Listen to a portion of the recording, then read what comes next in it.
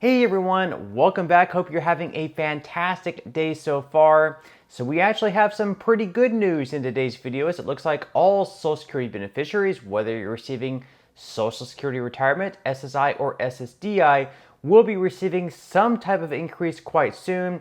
But along with that, we also have some bad news as well, so we'll be covering that as well. Now, in addition to that, we'll also be going over why one union warns that a current GOP proposal would completely devastate the Social Security Administration, so we'll be covering that news as well. But before we go ahead and dive into the main content of today's video, if you wouldn't mind helping me out real quickly by just giving this video a like, that just helps out with the good old YouTube algorithm, and also consider subscribing to my channel if you have not already. Okay, so first off, we're going to be discussing this news piece on why one union is saying that a current GOP proposal, which if enacted into law, could completely devastate the Social Security Administration. So in 2023, if you try to call into basically any call center, you're lucky to speak to a representative at least very soon. You're usually waiting for a very, very long time. And this applies also to the Social Security Administration. In many cases, it's a fight to even get to a human. It seems like any call center, whether it's like your credit card company or any billing company or, the Social Security Administration, they really just want you to go do everything through the automated system. It's like press 1 for this, press 2 for this. And it's a complete fight to get through to any representative. And then once you get through to a representative, usually you may not even be the right representative, then they have to transfer you to someone else. And then, the whole time it starts all over again. It could be 2, 3, or 4 hours every single day wasted on the phone just to talk to someone about your current problem. And, the situation really hasn't been getting any better. Sure, you can call earlier on in the day and you can usually speak to someone sooner, but even then, sometimes you're still waiting for a long period of time. So in the current Republican GOP, proposal, they want to actually cut money from the Social Security Administration, which means that the SSA may not be able to hire new workers into these call centers to help people out, and these hold times and wait times could be even longer. So according to Common Dreams, union warns GOP proposal would devastate the Social Security Administration. So a union representing more than 750,000 federal employees warned Wednesday that the House GOP's proposed cuts to the Social Security Administration for the coming fiscal year would deeply harm the already strained and understaffed agency, potentially forcing it to close offices and slash service hours. Last week, a Republican-controlled Appropriations Subcommittee approved legislation that would cut the Social Security Administration's budget for the fiscal year 2024 by $183 million below the currently enacted level. President Joe Biden's 2024 budget proposal, by contrast, called for a $1.4 billion increase for the agency.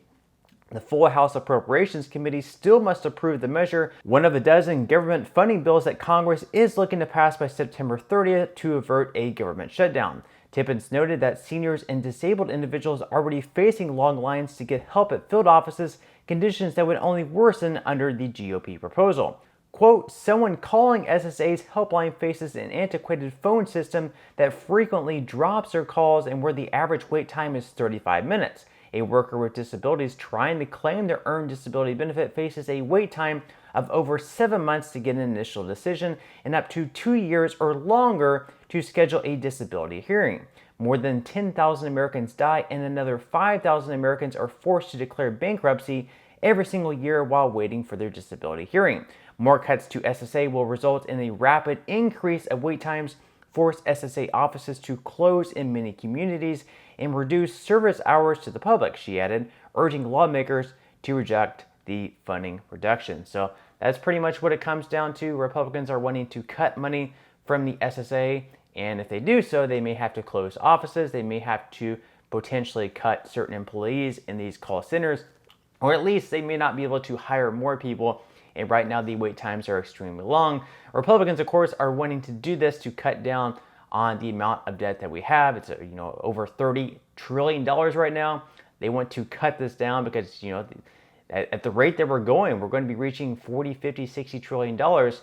And while it may not impact our generation so much, it's certainly going to impact our children and grandchildren's generation. So Republicans are wanting to cut things from the budget, but Democrats are saying, wait, now we probably shouldn't be cutting this because it's already very troubling that people are having to wait, 1, 2, or 3 hours on the phone to get in contact with someone from the SSA, and the average disability application is taking 7 or 8 months.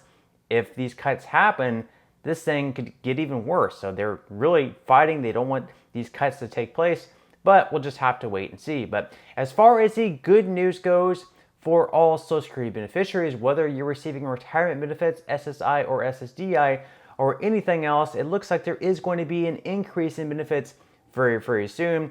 That's because of the cost of living adjustment in 2024. So in 2023, there was almost a record increase of 8.7%. This was like the highest in 40 years, so it was extremely good. However, next year it's not going to be nearly as high, but according to the latest projections from the Senior Citizens League, it looks like it is going to be right around 3%. So this is up from the projection of last month. The last month's projection was 2.7%, so it is slowly going up. 3% isn't necessarily a guaranteed thing. It could be less, it could be even more, but it should be somewhere between probably 2 to 3%. So according to the Motley Fool, there's good and bad news waiting for Social Security beneficiaries in 2024. So they say that on the plus side, Social Security's cost of living adjustment may come in a bit higher than initially expected. Last month, the Senior Citizens League, a nonprofit senior issues advocacy group, forecast that Social Security's 2024 COLA would come in at 2.7%. But following the release of the June inflation data by the Bureau of Labor Statistics, the Senior Citizens League is now predicting a 2024 COLA of 3%. If the Senior Citizens League upwardly revised estimate proves accurate, a 3% cost of living adjustment in 2024 would add $55 per month to the average retired worker's Social Security check. Meanwhile, the average worker with disabilities and the average survivor's beneficiary would see their payouts rise by nearly $45 per month and $44 per month, respectively, next year. So an increase of anywhere between $45 to $55 every single month in 2024. While that's certainly not terrible, it's certainly not as good as it was in 2023, but at least, it's rising somewhat, keeping up with the inflation, which, fortunately has not been rising at the same levels as it was last year. So we're not seeing inflation continue to go up as fast as it was last year. That's why these cost of living adjustments are not going to be as much as they were in 2023. But they go on to say, but there's a downside as well. Although Social Security's 2024 raise could be a bit larger than first anticipated, a substantial percentage of recipients could see zero or little net benefit thanks to a sizable uptick in Medicare Part B premiums. Medicare Part B is a segment of the Medicare program responsible for outpatient services. Monthly premiums for Part B are automatically deducted for most Social Security recipients. On March 31st, 2023, the Medicare Trustees Report forecast an increase in Part B premiums from $164.90 per month in 2023 to $174.80 per month in 2024. Note, Part B premiums actually declined in 2023, which marked only the second time this century that's happened. But due to the rising cost of brand name therapeutics, Part B premiums tend to rise in most years. A roughly $10 per month forecast increase in Part B premiums in 2024 would wipe out or substantially offset the nominal dollar raise many Social Security beneficiaries are set to receive. Now, keep in mind there is actually a new Alzheimer's drug that was approved by the FDA. More than likely, that's going to cause, $5 more in this increase in Part B premium. So instead of a $10 increase, it's looking more like $15 per month. That means that if your COLA ends up being $15 per month and your Part B premium ends up being $15 per month, for you, unfortunately, there's not going to be any increase at all. Now, if your COLA is $30 per month and you have this Part B premium of $15 per month, that means your COLA is going to be slashed in half at only $15 per month for your cost of living adjustment rather than $30 per month. So that's unfortunately the bad news. Now, they go on to say that unfortunately, Social Security beneficiaries losing their purchasing power to inflation is not abnormal. In fact, it's becoming something of an expectation since the start of the century. Between January 2000 and February 2023, Social Security's aggregate annual cost of living adjustments have increased benefits by approximately 78%. Comparatively, TSCL found that the cost of a basket of goods and services typically purchased by retirees rose by more than 141% over the same stretch. All told, purchasing power of Social Security income has declined by 36% since 2000. So obviously the purchasing power of retirees over the years have gone down significantly because the CPIW metric that they use is just not keeping up with inflation. So people are losing purchasing power. Hopefully they can do something about this.